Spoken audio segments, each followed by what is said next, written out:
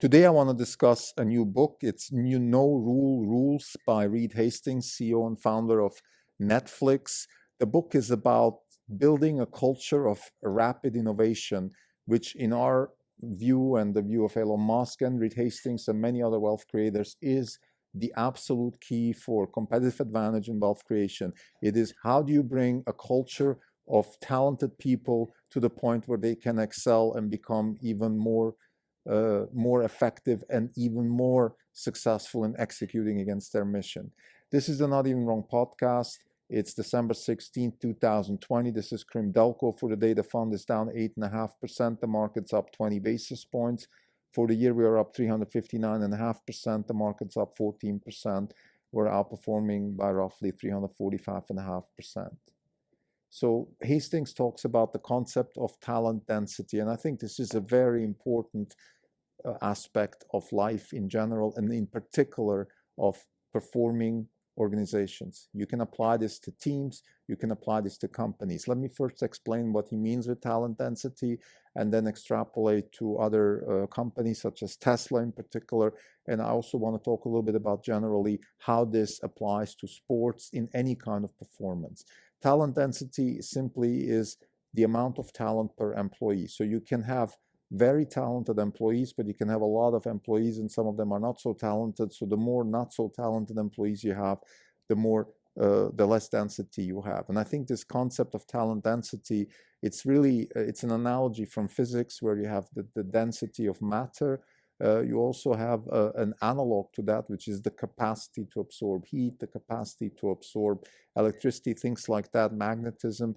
So I think talent density is very similar.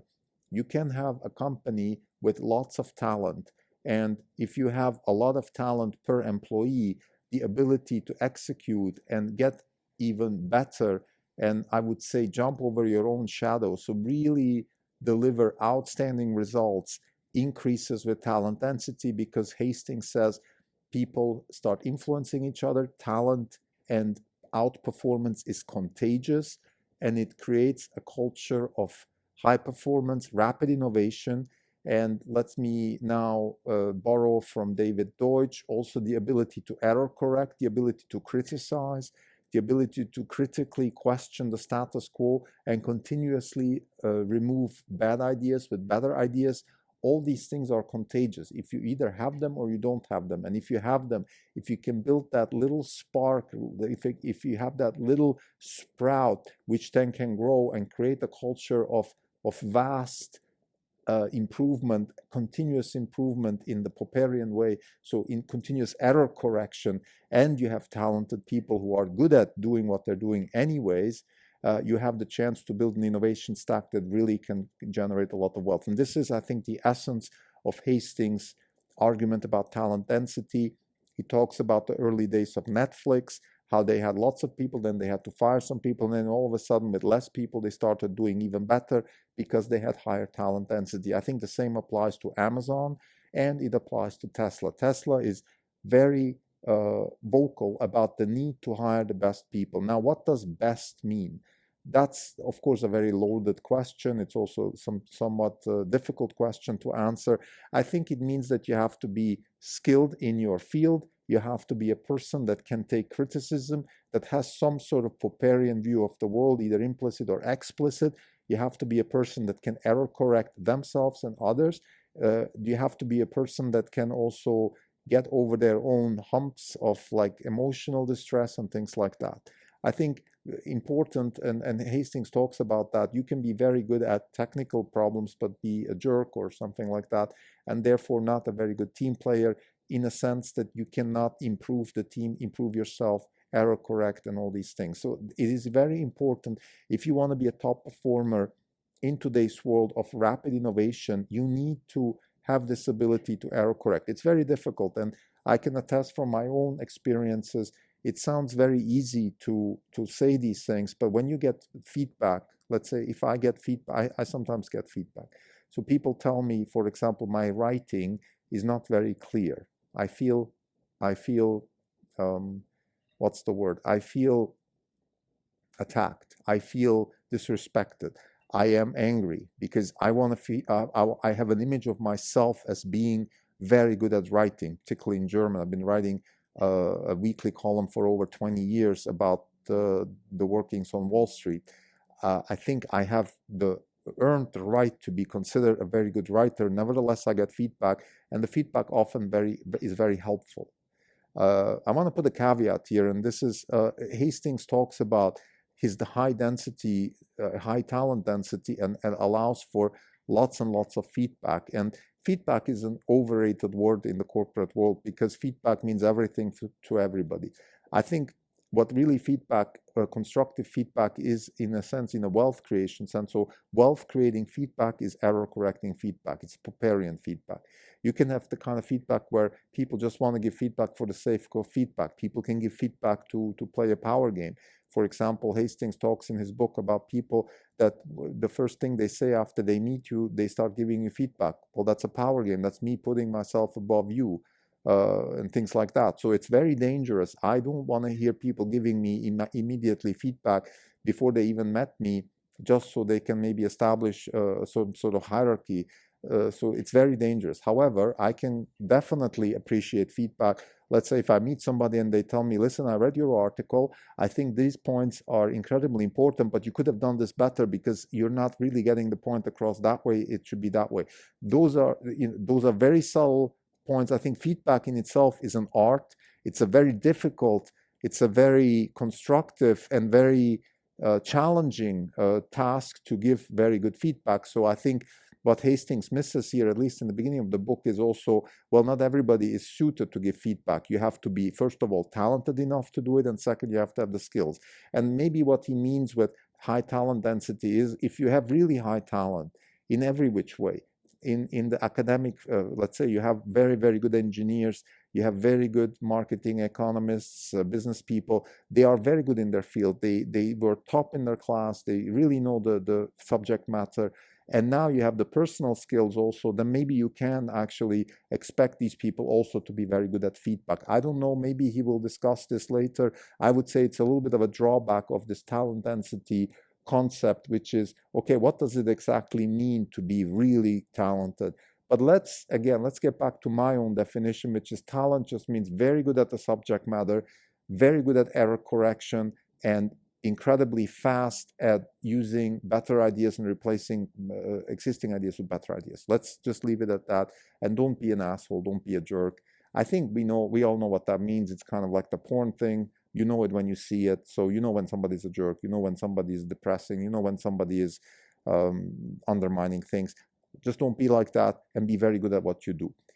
We have talent density as a concept, and I think you could go from there, and just to use physics analogies, you could have the capacity to absorb new ideas, the capacity to deliver engineering solutions. And now if we go back to our mission, which is to generate wealth by investing in fundamentally new concepts and engineering practices with large impact. In order to grasp new concepts and new engineering practices, you have to have the capacity to grasp them, execute them. So this capacity, in my view, increases with high talent density.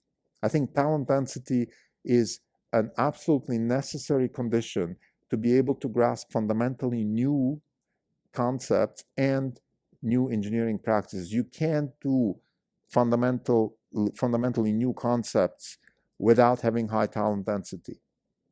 Let me give you an example from soccer. My son plays soccer in an MLS academy team here in San Francisco. The team is, I would say, used to have high talent density, and now, unfortunately, with COVID, the talent density is watering down. People aren't training anymore. People are scared. Some of them have maybe even illnesses in the family. Things are not very good, so the talent density is watering down. And while I have lots of respect for each individual situation, nevertheless, for the team, it's a very bad situation because the talent density is coming down. The capacity of the team to innovate, to be interesting, to play interesting soccer, to deliver good results, all these things are deteriorating.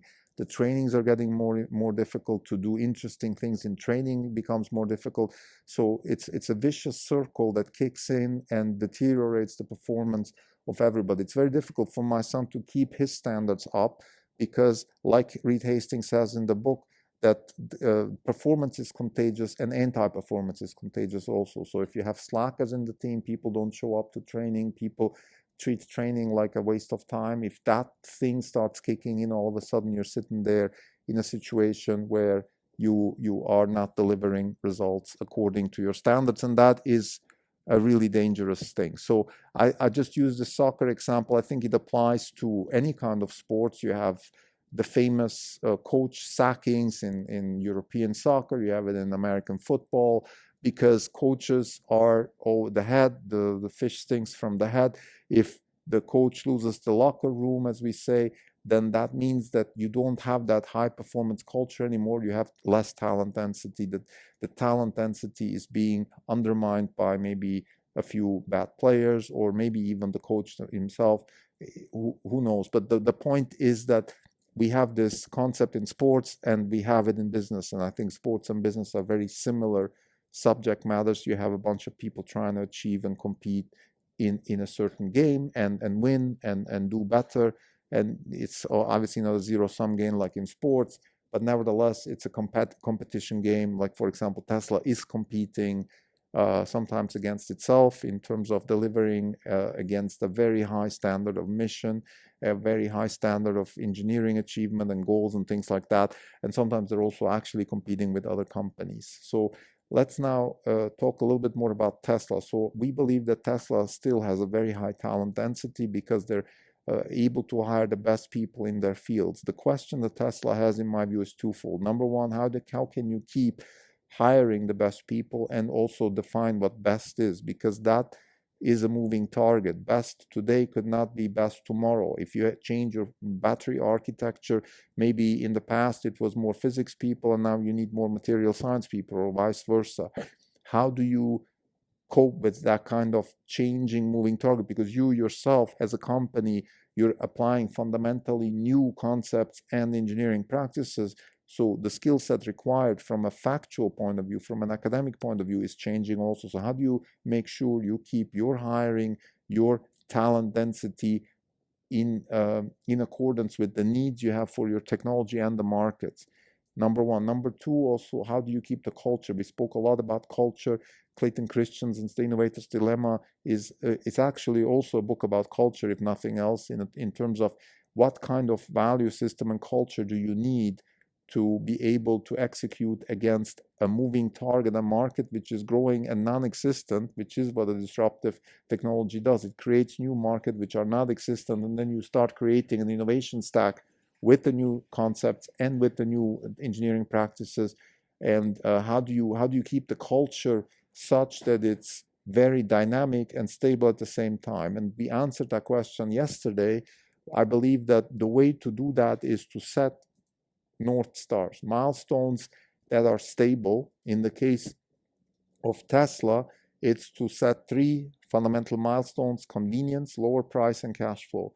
And everybody works towards those goals, using the innovation stack, building the innovation stack in various parts of the technology stack, in the battery technology, in the battery management technology, in the drivetrain, in the AI, in the charging technology, in the user interface technology.